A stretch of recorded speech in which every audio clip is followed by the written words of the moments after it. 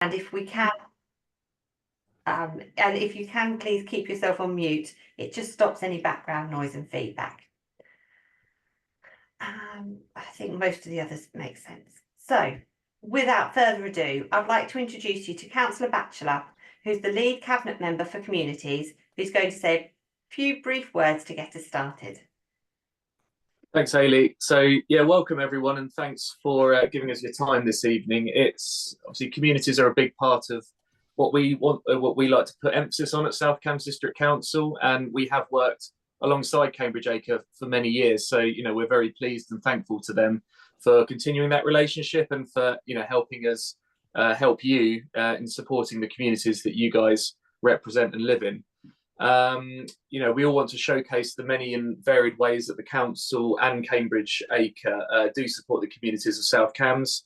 All the communities from the towns to the parish councils to the community groups and even smaller charities that thrive within South Cambs. So what we've done here at SCDC at the District Council, we've pulled together quite a very high-level document which aims to outline some examples of the ways in which we can and have offered support.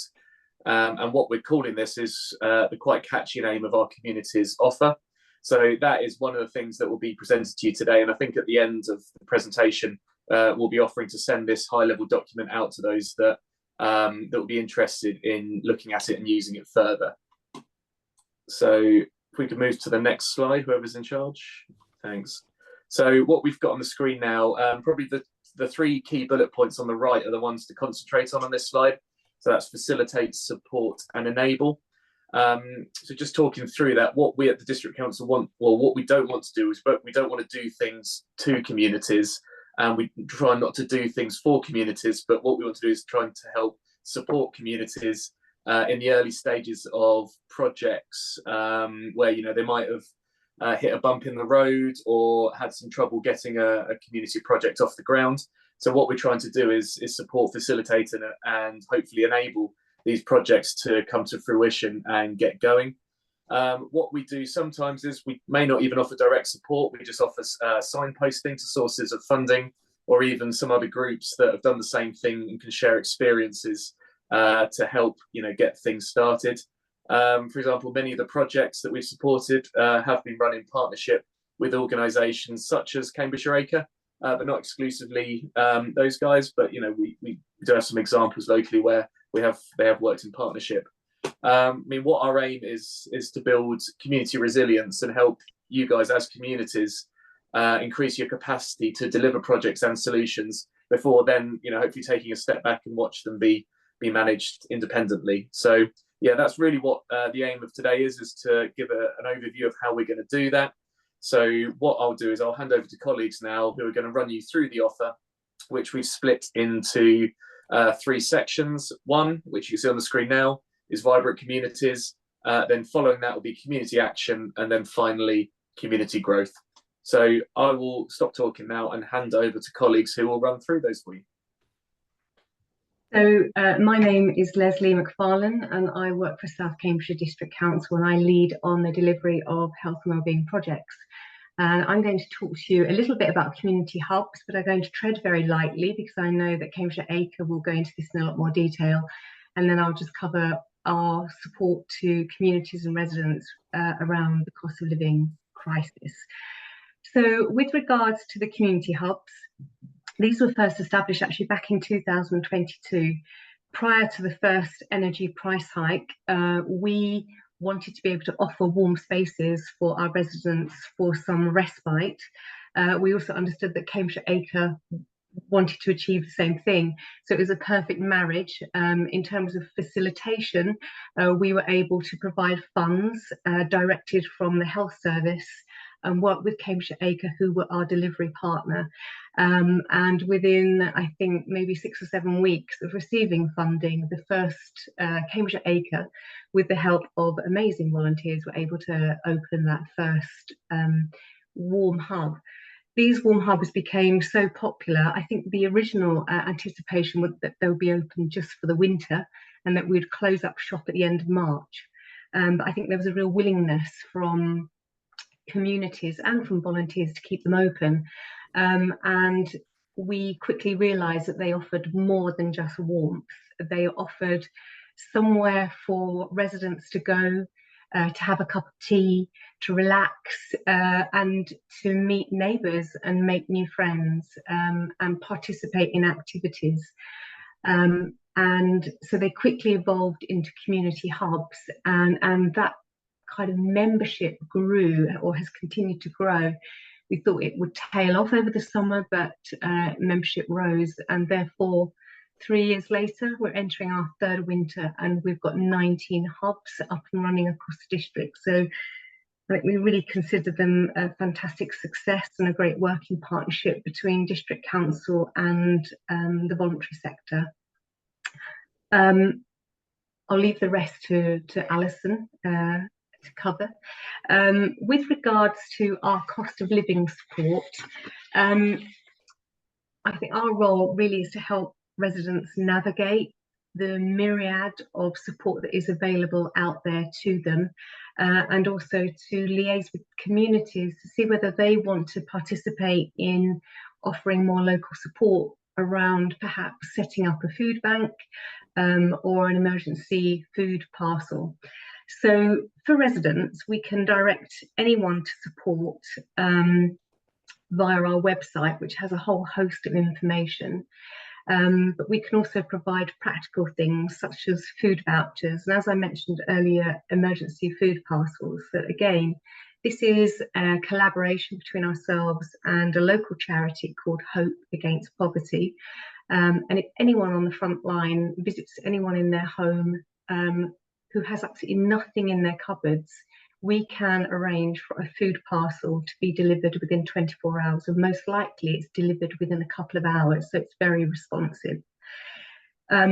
We've also set up a single point of contact for residents within the council, so if anybody's got any queries, and we are anticipating quite a few in relation to pension credits and winter fuel payment, we've now got a single point of contact. So if people aren't confident working their way around the internet and they simply want to be able to speak to someone, they can now do that in the council. We have also provided practical support in terms of slow cookers and heated throws. So these aren't blankets that you tuck in the bed, but these are ones that you chuck over your shoulders and you can walk around your house keeping warm, and that prevents people from having to put their heating on all day. We've also set up a mobile food service working with communities, and again, the charity Hope Against Poverty. And this is for kind of our rural communities that have neither a food bank or access to affordable fresh food. We've now got an electric van that visits these on a weekly basis. People can sign up and they have access to free food or very low cost food and other essentials. And again, we're open to discussion with communities who think that this would be something that would be worthwhile in their community. And we've just most recently set up a grant for growing schemes. So it's £500 grants, and those are for groups that want to set up a kind of allotment or establish a kind of community growing area, and they need seeds and spades and forks. They can apply to us.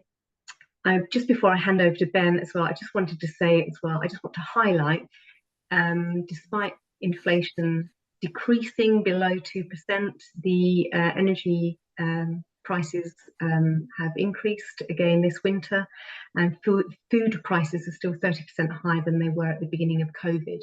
So we know that cost of living crisis continues, and the people most vulnerable to financial hardship are those living with disabilities and long-term conditions, single parents and families on low income. So just to keep an eye out for these families and signpost and support where possible. I'm now going to hand over to my colleague Ben, who's going to take you through some other health and wellbeing initiatives that we offer through the council. Thank you. Thanks, Leslie. Yes, hi there, I'm Ben Truitts. I'm the Physical Activity Coordinator as part of South Cambridgeshire District Council. And as part of the community's team and linked to our health and wellbeing strategy, Everything that we look to do within the council is hoping to have a positive impact on not only the physical health of our residents, but also the mental health of our residents. And as activity coordinator, I'm looking to seek, I'm seeking to develop a series of programs and activity support across the district that provides these opportunities for the residents to engage in the activity, but most importantly, sustain it as part of an active and healthy lifestyle. This is made a lot easier by keeping up to date with what the local health needs are, but also having effective communication with health partners, so that I can ensure that there is a sort of targeted support approach within these communities. And this support can come in a variety of ways. It could be through offering taster sessions. It might even be sort of payment of equipment or venue hire. It could be signposting to grant funding schemes that are available, or even signposting to activities that are taking place in the area. More recently, I've been being involved in more engagement talks, which helps to highlight the importance of being active and why that can be so beneficial for our health. And this is also a good space to, as I said before, signpost to these various activities that are taking place, to help sort of raise the awareness of those. Some activities that have been set up, or projects, sorry, that have been set up, that is great to sort of share about, are walking sports. So this includes walking football, walking cricket, walking rugby, but also training of wellbeing walk leaders that's helped to support the walks that are already taking place or start new wellbeing walks. Something that's really popular across the district is new age curling. That's seen a rise in interest in that, and more recently as well, some nutritional workshops and community cooking programs. So again, as activity coordinator, I'm always looking to hear about new ideas and new initiatives to have an increased offer and opportunities for people to be active. So if you have any ideas or any thoughts around how I can help your community, then please do contact us so I can look to support. I'm now going to pass to Catherine, who's going to go through the community safety part. Hi there, yes, thank you. Good evening. My name's Catherine Hawkes and I'm the Communities Manager at South Cambs District Council. So overseeing some of the work that we're here to talk to you about tonight, in particular community safety. And I just wanted to take you through a number of aspects of the Community Safety Partnership and the work they do. They are a range of agencies who are called the responsible authorities, who have to form a community safety partnership in all areas of the country. We have one that's contiguous with our South Cambridgeshire border, and it's the South Cambridgeshire Community Safety Partnership, made up of police, fire, the county authority, the district authority, health and probation. And what we do is come together on a fairly regular basis, either as a board or as a doing delivery group, and we see what we can do to add value to the work that the individual agencies do as part of their, if you like, day job. First off, we commission a strategic assessment, which gives us a whole range of data to look at and tells us where there are geographical areas that we should make a priority. And that data also often highlights for us thematic issues that we might need to make a priority. One thing you may not be aware of is that we have a number of statutory duties as part of that partnership, one of which is very interesting, but nonetheless very sad, is that we have to undertake domestic homicide reviews, or as I think they are soon to be called, domestic abuse related death reviews, and that's just one part of what is the work of the CSP. But in terms of our day-to-day projects, there's a whole range of things that we look at. So we could support groups across the district to set up a speed watch action group. We try to encourage people to report crime and antisocial behaviour through a range of appropriate reporting mechanisms. We have in the past done things like set up activities for young people, targeted detached youth work, particularly to address antisocial behaviour. We've done boxing sessions, for example, and we've also targeted funding towards group sessions for young people who might be on the edge of getting involved in things like county lines or serious violence. We've run sessions for parents around what county lines is, and we work with a whole range of partners to do that: housing associations, churches, youth workers, and schools, importantly, to do it.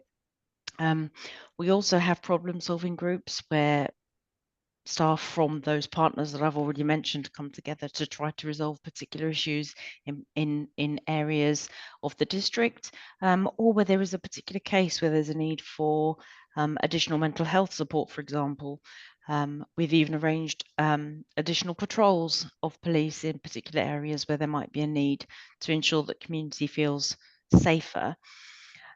We have a number of stakeholder meetings across the district for professionals working in the likes of Camborne, Orchard Park, Northstowe, Milton, where interested parties come together to develop community projects that would help with community safety.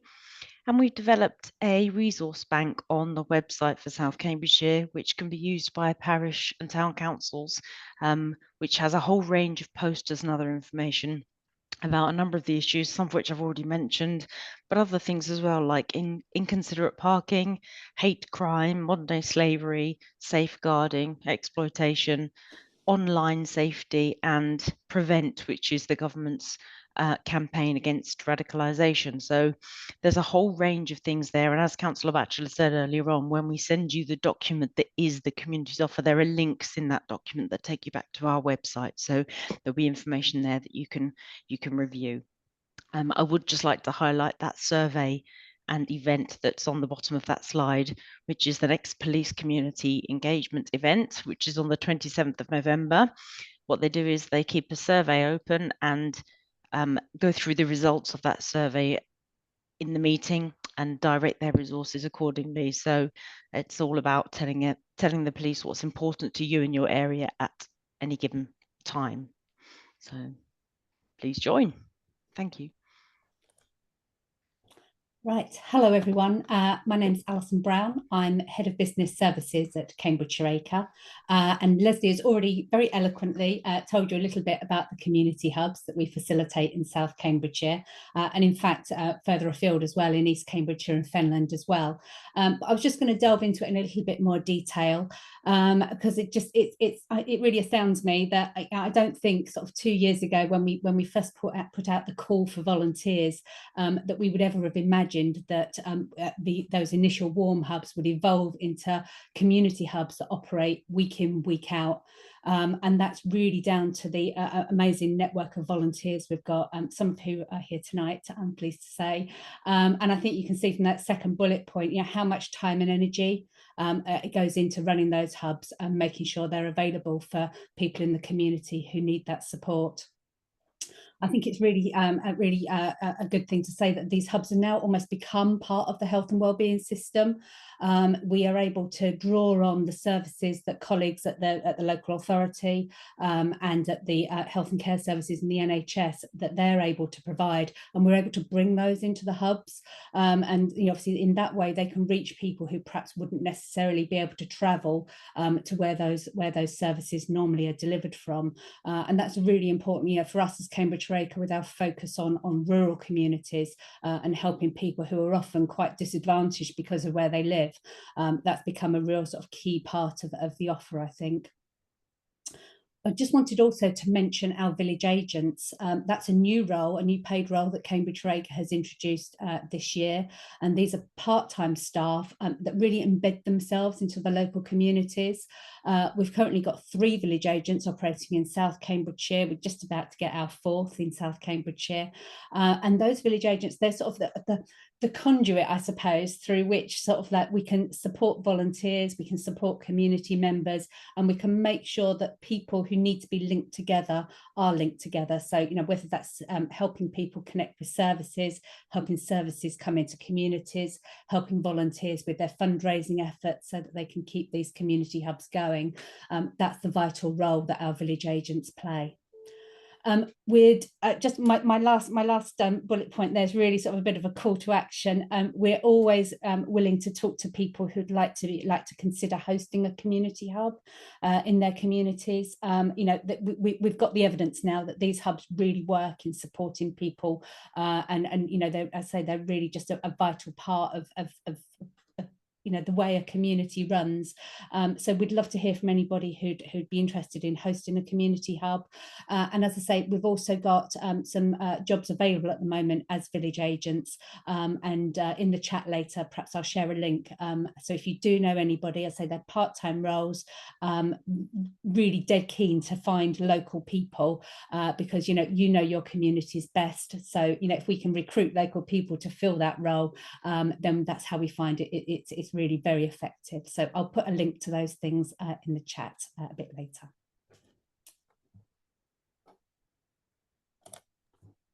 Thank you very much, Alison.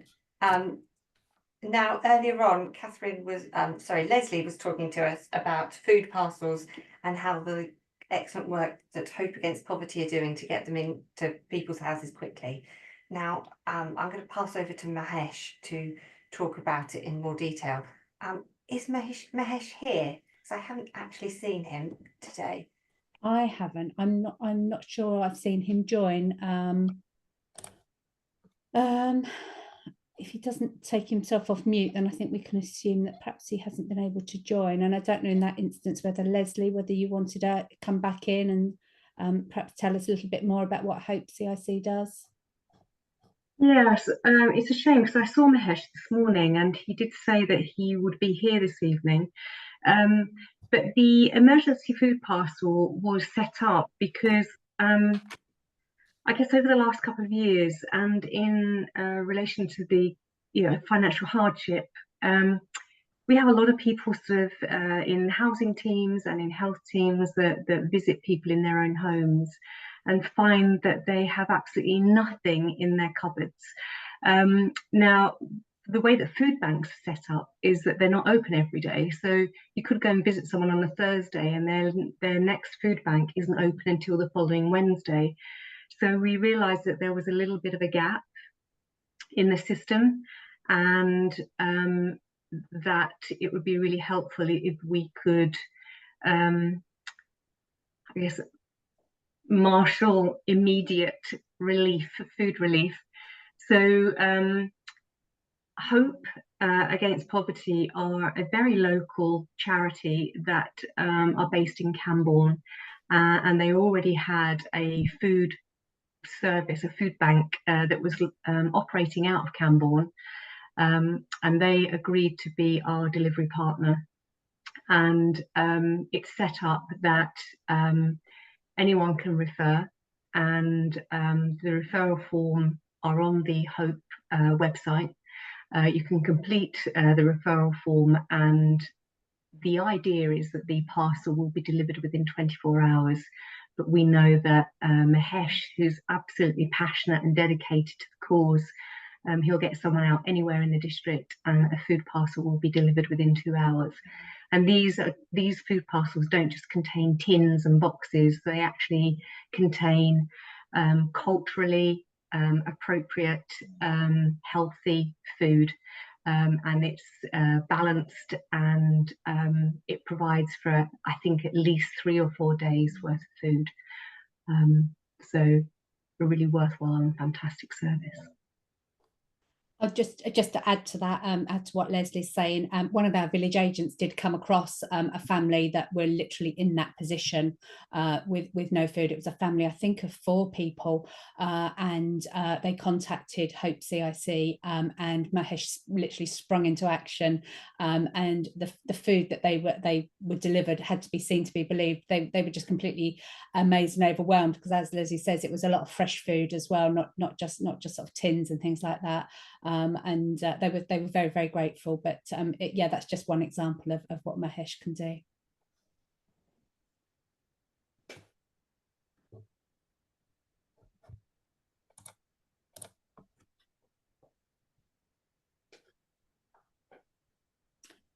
Catherine, sorry. Over to me. Are you happy yeah. that I start? Yeah.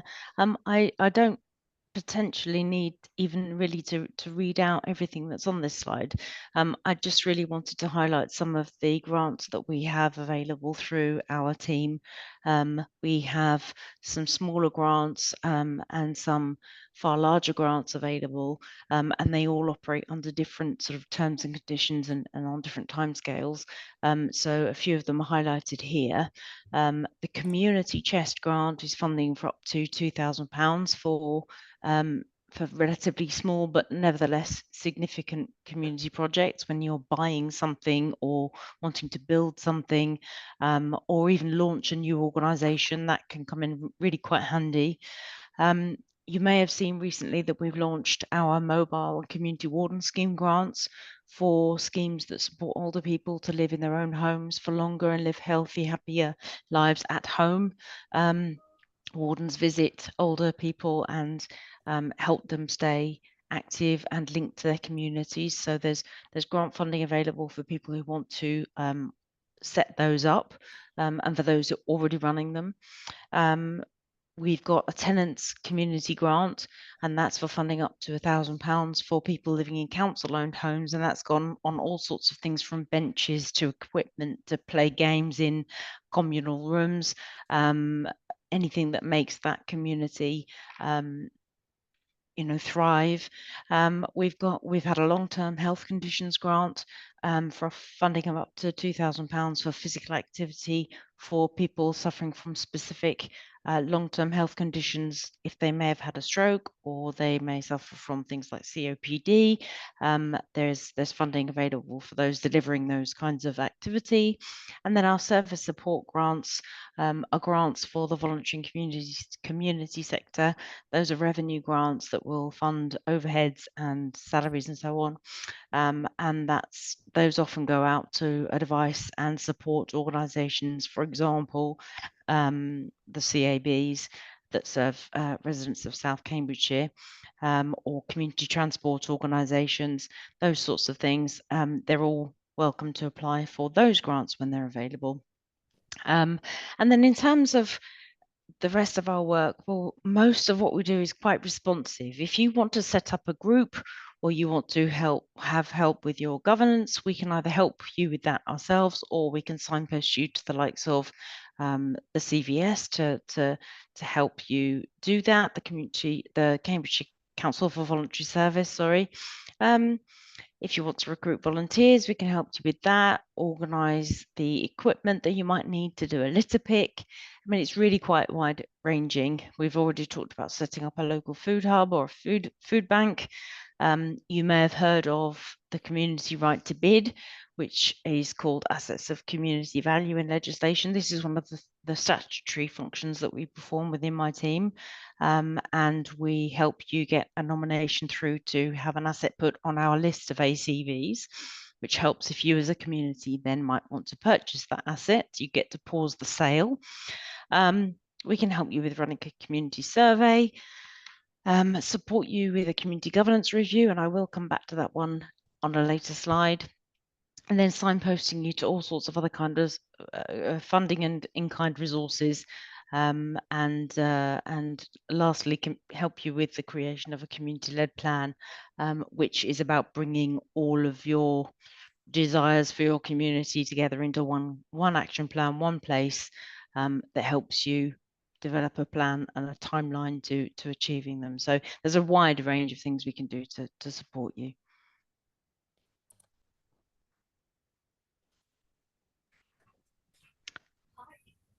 Is this me here, Catherine? This is Orla. Yes, can everybody hear Orla? Hi. Yeah. So as Catherine says, my name's Orla. I'm part of the climate and environment team at South Cambs. So here I'm just aiming to give you a quick overview of the support available from the District Council for climate projects and initiatives specifically. So the climate and environment team we work with groups to support their climate action, whether that's projects to reduce carbon emissions from buildings, to promote biodiversity in your local area, or to achieve wider community engagement on those issues and promote sustainable behaviour change in your communities. So you can email us at that address on the slide there for ad hoc advice across those topics. The team can also help signpost to funding sources for your green projects. So we would recommend, you can follow us on Facebook, so at South Cam Zero Carbon Communities. And we also have a quarterly newsletter, so you can get those climate updates straight into your inbox. The council also has a number of grants to fund environmental projects, so listed on the screen there. We have our electric vehicle charge point grant, so to install electric charge points for public use, so you can get up to £5,000 for that. Our largest climate grant is the Zero Carbon Communities grant, so that offers up to £15,000 to parish councils, community organisations, and it invites projects under 2 themes, so reducing carbon emissions and then community engagement around climate change. Every winter we offer every parish council 6 free trees. I think we've given out over 750 trees through this scheme, which are then planted and looked after by the parish councils. And just to highlight as well that the community chest has a specific pot for biodiversity projects, so there's up to £2,000 available for initiatives that will create or improve habitats, plant more trees and hedgerows. So yeah, that's a kind of roundup of the climate funding that's available from us. And finally on the slide there, it's important to mention again, as we're heading into winter and our minds are sort of turning to heating costs, there is support for individual households available as well from Action on Energy, which is a Cambridgeshire-wide partnership of councils that provides information about home energy efficiency. And crucially, it also offers grant-funded home improvements to eligible households. So all details of eligibility and further information, including case studies around heat pumps and guidance around planning permission as well. That's all available on the Action on Energy website. So yeah, I think that's the summary of the support that we provide for groups looking to take on climate action projects. So yeah, do get in touch with us using that email on the slide there if there's a project you'd like advice on. Am I handing back to you, Hayley? No, thank you, Orla. You're handing over to Jenna from the Cambridgeshire Acre team. I think it might be me actually. It's Lisa Chambers. Sorry, Lisa. Right. Yes, I've got my slides right. Lisa Chambers, and I'm the Village Halls Advisor at Cambridgeshire Acre. So just a bit of background really, there's about 300 community buildings across the whole of Cambridgeshire. And as we all know, community buildings are a much valued and loved part of our communities, and 2 of the buildings are never ever the same. They're quite unique to their communities, and they've often been developed over a long period of time in a community. And as the Village Halls Advisor, I often hear stories about how many generations of a family have attended events and activities in the hall and how much they love and value the building.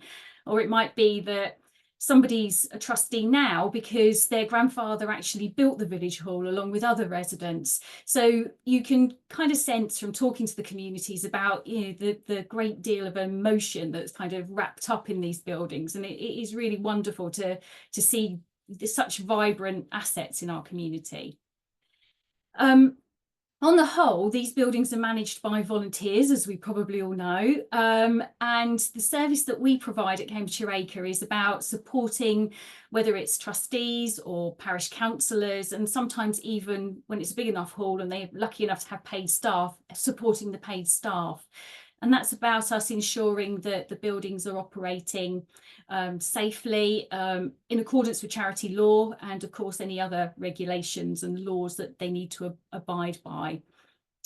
In terms of how we do that work, most of my communications with them would be via phone or email, but I also do visits to halls. So, you know, I'm available to attend committee meetings if required to support wider committee meetings. The offer I provide, it's often very bespoke to that hall and that situation. It might be that I'm offering guidance on governance matters or supporting them to put policies together, or even mediating through local problems where local people might not be seeing eye to eye sometimes. So the service needs to be really flexible, and it needs to be able to react to whatever situations you know, there are rolling out in the community, to help and support, you know, these valued volunteers that we have. On the slide, it mentions about the communications that we do. So I communicate regularly with the network of management committees. That could be via our e-newsletter. We've got an online members network where we post messages, information, ideas about funding, etc. And we also try to bring people together as often as possible. And trustees often say about how much they value the time they can spend networking and at training events, because the peer learning is you know, really valuable to them. So kind of that's us in a nutshell, really, I think. Thank you very much, Lisa. That's really good. I'm sorry about the beginning. So now I want to introduce Dr. David Cronk from Caxton Parish Council, just to talk about some of their experiences. Thank you. I was asked to talk because in the last year I became a parish councillor, and we discovered that there were grants available both for electric vehicle charge points and for solar panels or on our village hall. So I thought, oh well, why not? Let's apply and see what happens. And as it turns out, we've been successful in getting both grants. So with regard to the electric vehicle charge point, which has neared completion now, although it was installed 2 months ago, there have been some teething problems and it isn't quite working yet. We sort of almost get there and we don't quite. But so firstly, let me say, actually, the grant application forms for both projects were, I thought, surprisingly easy. And so long as you can meet all the criteria, it really isn't difficult. So you do have to have a car park that's accessible to anybody 24 hours a day. It's essential to have 3 quotes before you start, rather than good, it's essential. And if you're to get money from the district council, they're keen to make sure that the charge point is going to be used. So we're lucky in Caxton to have a quite well-used WhatsApp group.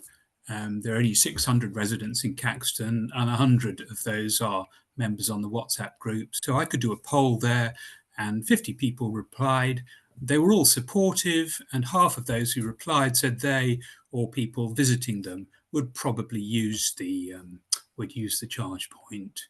I don't know why, but the village hall already has 3-phase electricity, so we could install the more powerful 22 kilowatt chargers rather than the normal domestic 7 kilowatt. Can we do the next slide, please? Of our quotes, we only had 1 quote for £5,000 or less, and we didn't want to spend a lot of money on it ourselves because we weren't sure it was going to generate much income. So, surprise, surprise, we went for that quote. But other quotes were up to 3 times as much. If you're entering this project, you will need a back office kind of management system to take money from people who are using the electricity. And most companies will charge an annual management fee, typically £500. But we found a company that doesn't charge an annual fee. It just takes it adds 10% of whatever you're charging for their fee.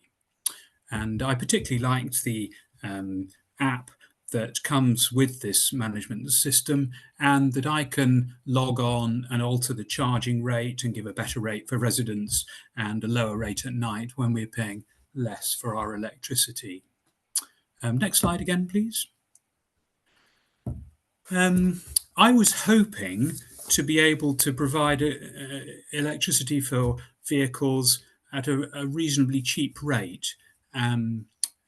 So I've kind of tried to minimize the cost to users as much as possible. But I was disappointed to find that all public use electric vehicle charge points have to add VAT at 20%. So that the numbers are there. You can see that even adding only 5p profit for the village hall, we're charging 46p per kilowatt to the user. And I've discovered if you're paying more than 40p a kilowatt, it's probably cheaper to be driving a petrol or a diesel car.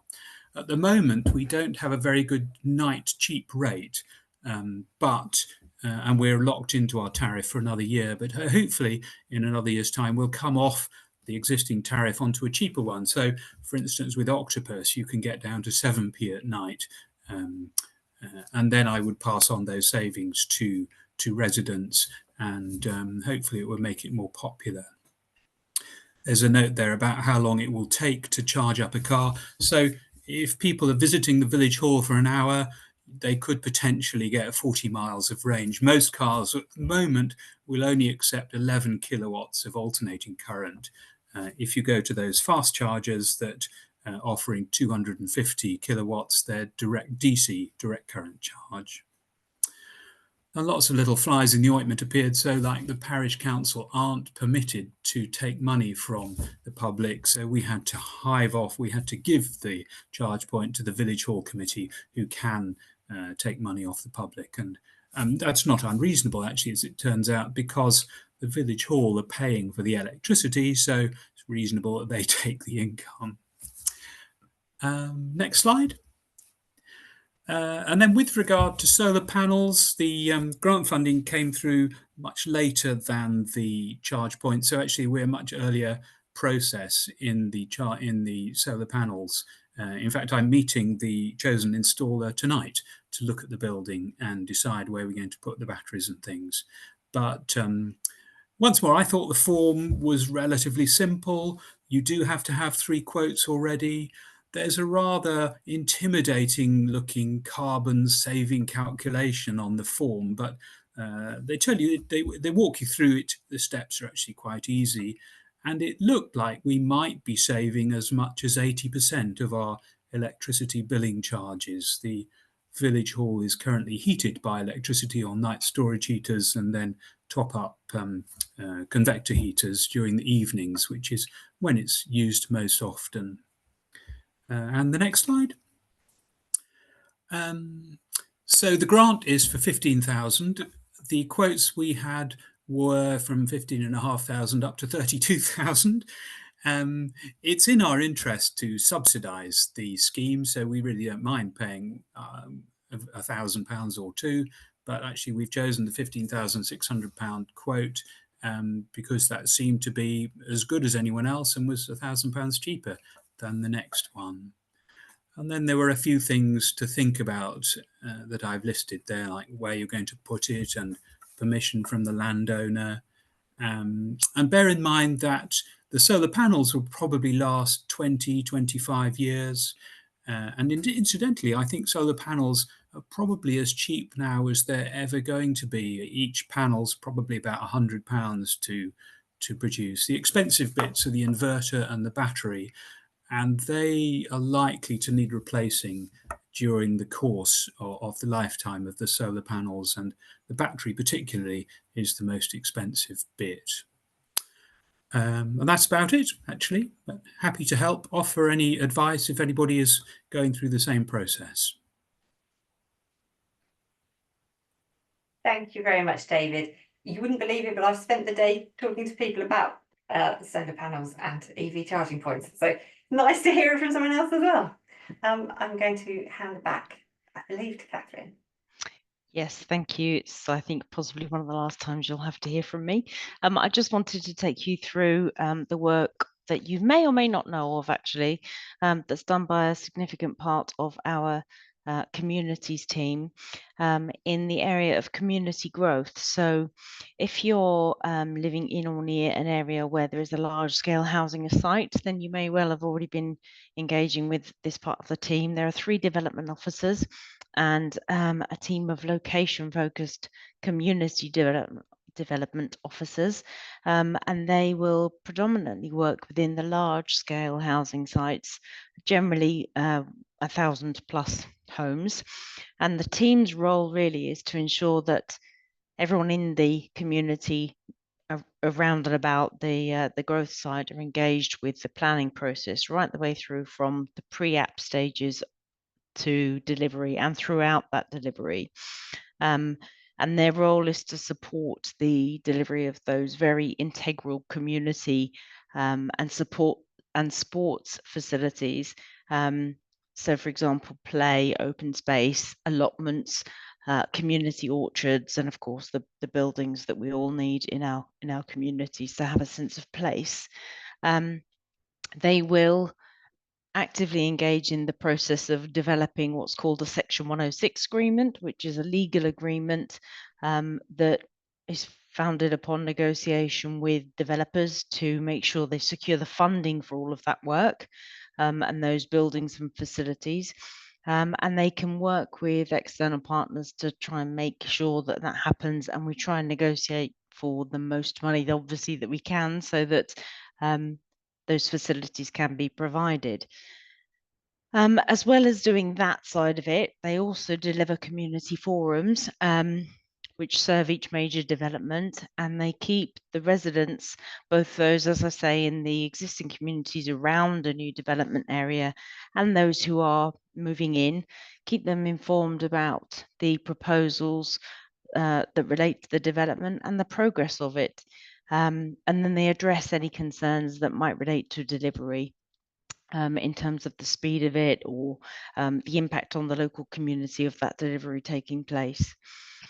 One part, and I did say I'd come back to this, that they do is look at community governance reviews that arise because of a new housing development. Obviously, if there is a site like Northstowe where there could be 10,000 new homes, there could be a need for a new parish to be started and set up. And so that could result in the need for a community governance review to create that new parish.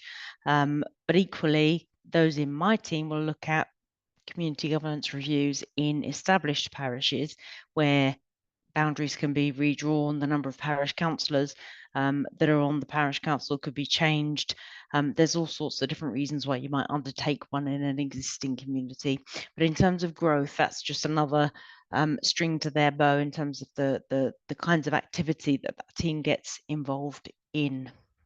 And I'll stop there.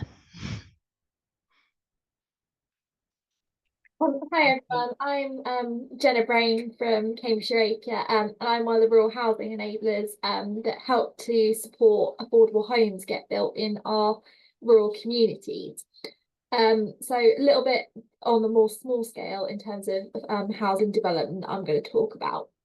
So I think one of the first things that's really important to do is highlight the key reasons that rural affordable housing is really important, as it's something that's quite often overlooked. So the first thing is that it supports the local economy and services by ensuring that homes are built. It ensures that local services and facilities are continued to be supported. So that's not just the obvious things such as shops and pubs and restaurants, which is the thing you might initially think of, but it's also the village halls, churches, community shops and schools, and making sure the people that are going to access those services can remain in the area is really important. It also helps to retain key workers, so ensuring those that are vital to our society can afford to work and live in the areas that they want to. And then remaining in close proximity to their workplace is highly beneficial to that, and affordable homes help to achieve that. It also helps to cultivate sustainable communities. So by ensuring the right homes are built in the right places that meet the needs of people, we help to create more diverse communities. So that's one of the main benefits of that, is support networks that might be family or friends, and ensuring those people remain close to each other. So one of the key benefits of that is support networks and care networks that can be lost if affordable homes aren't provided. So it brings me to kind of the final benefit of them, is that newer homes can really help address some of the health risks that we see with living in older, unsuitable properties. Modern construction has brought with it the benefit of more sustainable, efficient and cost-effective homes, especially when it comes to things that are concerns in rural areas such as heating. And we're seeing more and more rural homes being built to enhanced environmental standards as well, which also really helps with that. So what we do at Cambridgeshire Acre is we work really closely with South Cambridgeshire District Council's housing team, parish councils and local providers of affordable housing to deliver what we call rural exception sites. So these are really small developments of around 10 to 15 homes in areas that wouldn't typically be granted planning permission. So they sit outside the development framework, which is a little red line that sits around our parishes where development is normally permitted. That probably sounds a little bit concerning when I say it like that, but the caveat to that is that these sites have to be 100% affordable homes. So that'll either be homes for rent or home ownership, most commonly shared ownership. For people with a local connection to that parish that the homes are built in. This is legally protected in perpetuity, and the local connection criteria is legally protected as well. So they're really valuable to maintaining people in rural communities and provide not only for current need but future need as well. Part of our work at Cambridgeshire Acre is undertaking housing needs surveys, which provide the evidence for rural exception sites. These surveys, we survey the whole community, and then we can identify who is in need and the type and tenure of housing that they require as well. It's a really vital part of the process because it picks up residents who aren't normally on the housing register, but are in need, what we refer to as hidden need. So we can create this really accurate picture of what homes are needed in the community, and rural exception sites will reflect that need that we identify through the surveys. So it's really tailored to each community. Parish council and the community are incredibly vital in this process. They're the voice that we want to hear. Parish council, the voice that relay back to their community and also allow us to communicate with the community through the whole rural exception site process. So through the whole process, Cambridgeshire Acre will be there to provide support and guidance, because it can be a complex process that some people aren't familiar with. So that'll be from the initial needs assessment all the way to the completion of a scheme, ensuring that those local people we've identified earlier in the process have the opportunity to access those homes and know how to do that. That's a bit of a crash course, but I will stop there and happy to answer anything else. Thanks, Jenna. We'll do questions at the end. So now I'm going to hand over to Stephen from Hayden Parish Council. Yeah, hi, thank you very much. If I don't have any slides, so I'm just going to talk, so I'm hoping that's okay. Before we jump into this, my PC has just decided to overheat, I think, with the quality of the discussion. So the cooling fan has come on. So if somebody can just tell me, can you hear me okay? Wave your hand or something, that would be good. Okay, that's fine.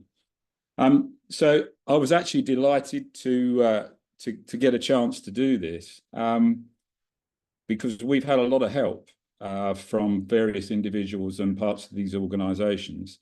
I am the deputy chair of Hayden Parish Council. We're a small community, only 100 houses. Interestingly, 25% of them are listed. So those of you that don't know where we are, we're just at the top of the hill as you drive from Duxford to Royston, up on the left-hand side. And we have about 200 residents. We have no community facilities and we're classified as unsustainable in terms of the collation of the local plan. We have a couple of, and I'm going to say this as I see it, but some quite enthusiastic landowners that surround us, the entire village. Not always with the best suggestions about what we should be doing with farmland. So you can imagine with the current housing pressure, we've been facing quite a lot of pressure and some proposals, and it's put us under quite a lot of pressure as a village. One of the things that has not been good for us is that we've not been well coordinated, and we decided that we would move to do a community-led plan. We had an option to do a neighbourhood plan, but it was during lockdown, and we felt that actually we had the opportunity to really put our heads together to come up with much more coordination and allow us to be solid in the community about the direction that we wanted to go to. I don't come from a council background, and we have 4 other members, some who do. And I have to say one of the benefits of what we were offered was to have a considerable amount of help in terms of weaving our way through the processes that we chose to use and how to uncover, if you like, the right way to engage with the various council authorities. To cut a long story short, we spent about 18 months delivering our community-led plan. And the benefits that it gave us was actually we could speak with a coordinated third-party voice. So instead of us having an opinion that was driven by individuals, we actually had a plan and a series of proposals and a community action plan that allowed us to drive forward what we wanted to do, but also some of the responses that we could give when we were being considered for some of the planning processes. I have to make a shout out to the teams in the communities team. I know that Emma is sitting here, Emma Dyer. She and I spent a lot of time with her giving me so much information about what was available, what could be available. And at a time when parish plans were not being commissioned in the way that they were and community-led plans were coming forward, there were no grants.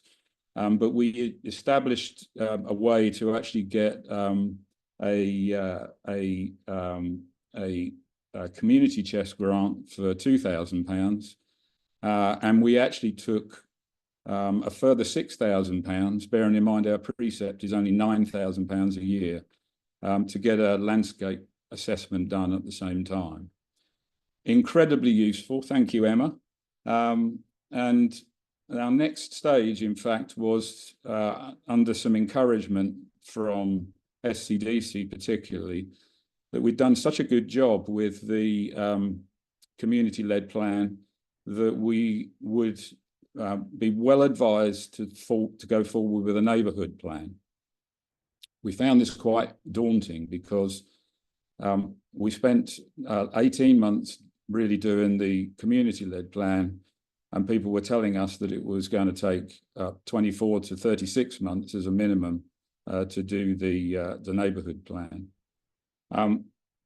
This is the second shout out really, which is to ACRE themselves, because whilst Locality, which is another organisation that I'm sure many of you will grow to love, can give you the process, weaving your way through the rights and the wrongs of what should and could be done, it has been for us one of the biggest challenges. We know we need to move to a neighbourhood plan. It has planning authority that sits behind it, and it becomes part of the local plan as we move forward.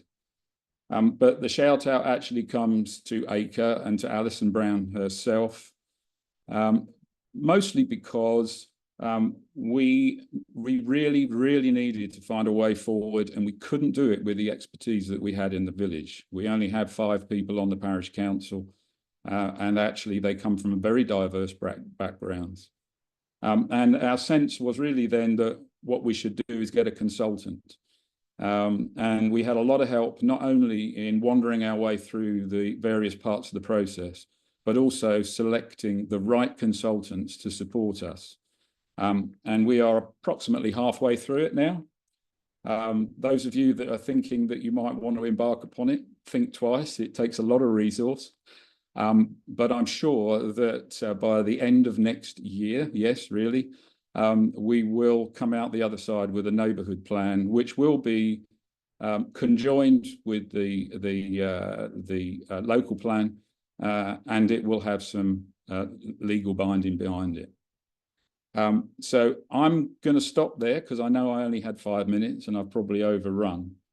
But if anybody actually wants to get any advice on how it feels about how to do a community-led plan, why we chose to do it, and anything in the neighbourhood plan in the process and what you should do to get moving, we ended up, thank you very much, with a grant for £9,000 to do the neighbourhood plan.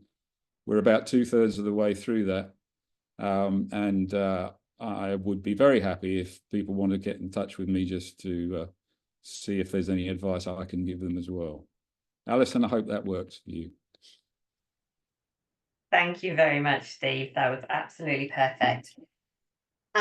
Now, earlier on, we were saying lots of nice things about Mahesh and Hope CIC, but unfortunately Mahesh wasn't there at the time. He's just disappeared again. No, I'm here. Oh no, are you here now? Here. Lovely. I can now give you an opportunity just to talk briefly. Oh yeah, briefly. I'm so sorry I couldn't join earlier. It's fine. But I won't take much time. Thank you very much for inviting. So I hope basically Leslie must have gone through the services that we provide. I just want to talk about the food hubs that we are running across South Cambridgeshire. We are running we are covering 9 villages right now. And also we have this emergency food parcels services. So anyone can go on our website and order a food parcel. So we are limited. We have a limitation up to 3 parcels in 6 months. But this is not we are not very strict on that. So if anyone has a kind of a situation, then we do more than 3 or once a week. I mean, like we are very flexible with this. And also our food hubs goes to 9 villages. Now, recently we started the North Store as well. So it's on a trial run for 6 months. And Falmere as well. So we are doing Falmere now. So all the locations and the timings are on our website, hopeagainst.org website. So if anyone has any questions, please, I think rather than talking through, I would like to take questions if they have anything about our services. Thank you. We're going to be doing questions at the end, which is Okay.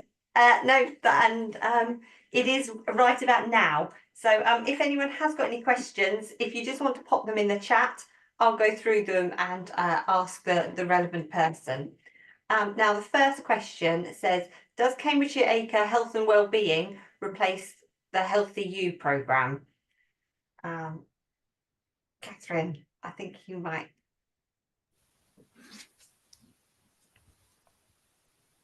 I can come in there, or would you like to, Ben or Leslie? Ben, you work on Health for You, so why don't you? Sure. Yeah. So I guess probably the best way to answer this question really is that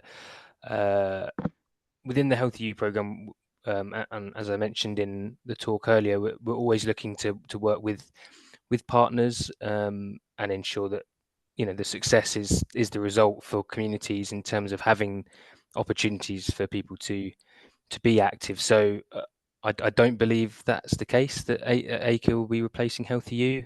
If anything, the Healthy You programme will we'll be looking to work with ACRE to make sure that there's offers in place within those communities. So hopefully that answers your question, Steve. Thank you. I say it would be the first I've heard of it. Yes, thank you. Thank you very much, Ben. Thank you. I haven't actually got any other questions in here at the moment. Someone's looking forward to receiving the slides, which we will of course send on. I haven't got anybody with their hands up either. Has anybody got any questions for any of our speakers at all here today?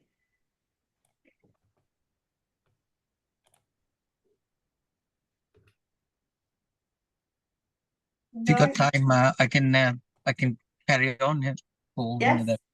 Yes, So, so the message that I want to give to people is, so our food hubs or the Camborne food hub or any other food hubs or our emergency food parcel services, they are open to anyone. It doesn't matter whether they are doing a job or they don't need a referral. They don't need any food vouchers to access our services. So we have quite a lot of stocks actually. So when we're going in the van, so we are fully stocked, and our staffs are very friendly and they're very helpful. And in the future, we are going to grow our own fruits and veg in our farm in Girton. So we acquired a land from County Council for 4.5 acres.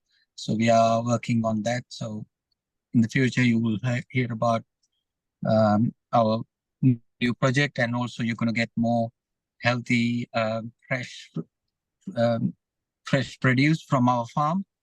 And on top of that, we've been awarded the grant from to start the project. So thank you very much, South Cambridgeshire District Council, for offering us the grant to start the project, and also the zero carbon grant was given to us to run by our own electric van.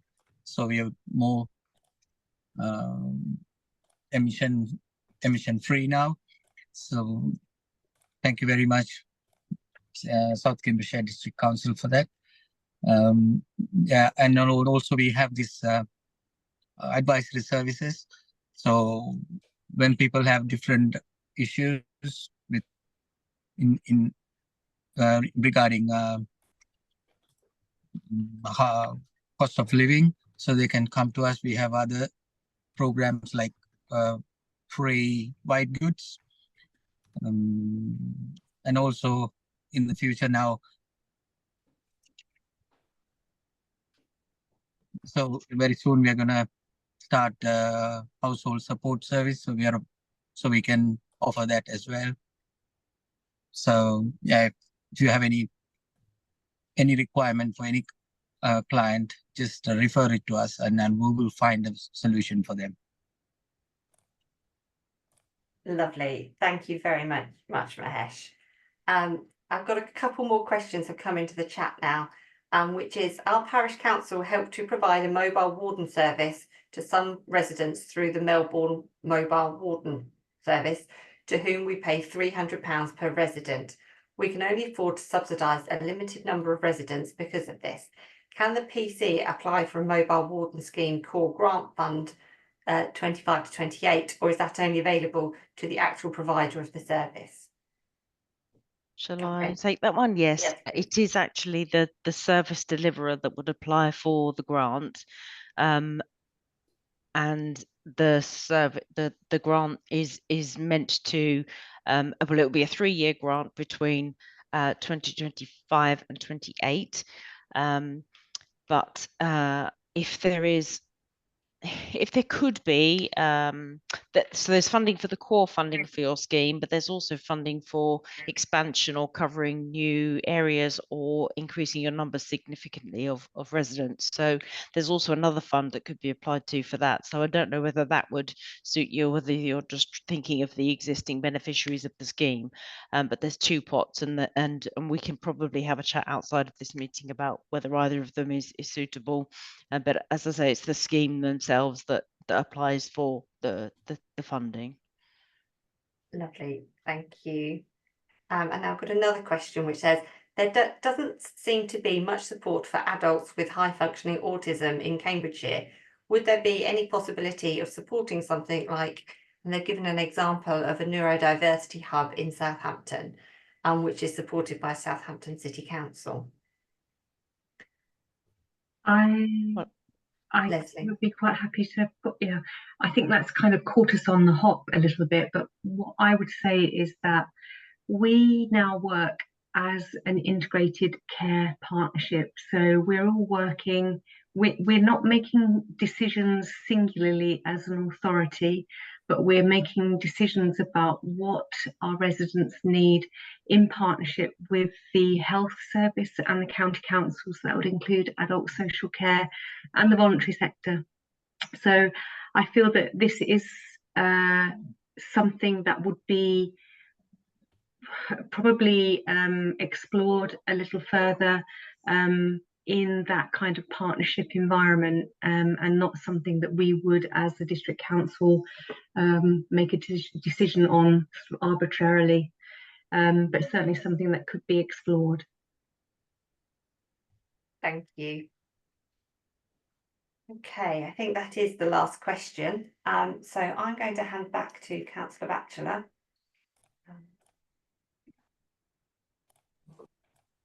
Great, thank you very much. Well, I suppose all is left for me to say is thank you to everyone that's spoken, and obviously, as you can see on the screen now, I'm going to give a quick plug to some of the in-person events that that the District Council will be running over the month of November. So if you look on the right-hand side of the slide, you can see now we've got 3 in-person events, which are essentially pop-up events, which are going to run through the kinds of services and support that the communities team at the District Council can offer.